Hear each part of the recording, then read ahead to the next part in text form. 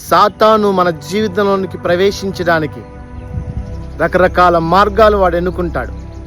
అందులో ఒక మార్గం సెల్ ఫోన్. ఈరోజు ఇల్లు లేని వాళ్ళు మనం చూడొచ్చు, కానీ సెల్ ఫోన్ లేని వాళ్ళని మనం చూడలేం. ఈరోజు తిండికి లేని వాళ్ళని మనం చూడొచ్చు, కానీ సెల్ ఫోన్ లేకుండా ఉన్న వాళ్ళని మనం చూడలేం. ఈరోజు ఉద్యోగం లేని వాళ్ళని మనం చూడొచ్చు, అదేనండి సెల్ ఫోన్ లేని వాళ్ళు మనం చూడలేం.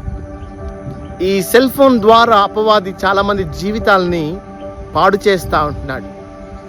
ఏ వస్తువునైనా సరే మనం సరిగా వినియోగించుకుంటే అది మన జీవితానికి ప్రయోజనాన్ని చేకూర్చిద్ది, దుర్వినియోగం చేసుకుంటే పాడు చేసిద్ది. కీర్తనకాడు అంటున్నాడు, నా కన్నుల ఎదుట దుష్టత్వమును నేను ఉంచుకొనను అని చెప్తున్నాడు.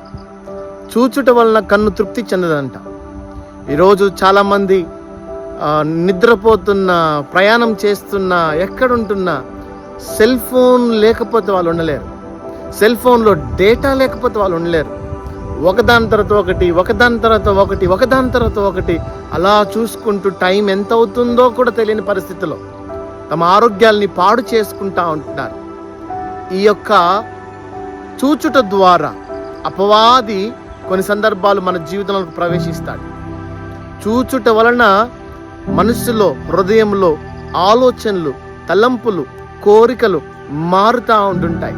కాబట్టి మనం ఏం చూస్తున్నామో జాగ్రత్త పడాలి. అందుకని కీర్తనకాడు అంటాడు, నా కన్నుల ఎదుట దుష్టత్వమును నేను ఉంచుకొనను అని చెబుతున్నాడు. జాగ్రత్త సుమా, నువ్వేం చూస్తున్నావో దేవుడు చూస్తున్నాడు. నిన్ను ఏది నడిపిస్తుందో నువ్వు ఆలోచన చేసుకొని నిన్ను నువ్వు సరిదిద్దుకో. దేవుడు నీకు తోడై ఉండును గాక. God bless you.